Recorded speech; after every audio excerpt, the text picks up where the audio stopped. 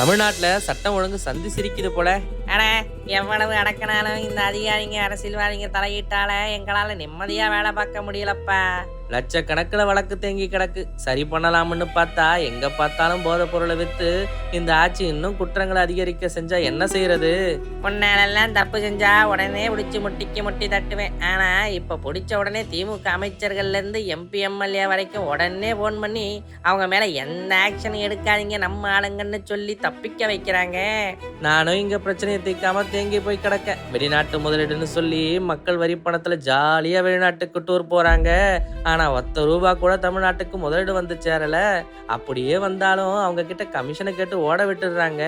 குற்றவாளிங்க மேல என்ன பயன்படுத்தலாம்னு பார்த்தா இந்த உதவ அரசால தங்களுடைய வாழ்வாதாரத்துக்காக போராடுற மருத்துவர்கள், செவிலியர்கள், ஆசிரியர்கள், தூய்மை பணியாளர்கள்னு அவங்கள அடக்க பயன்படுத்துறது வேதனையா இருக்குப்பா.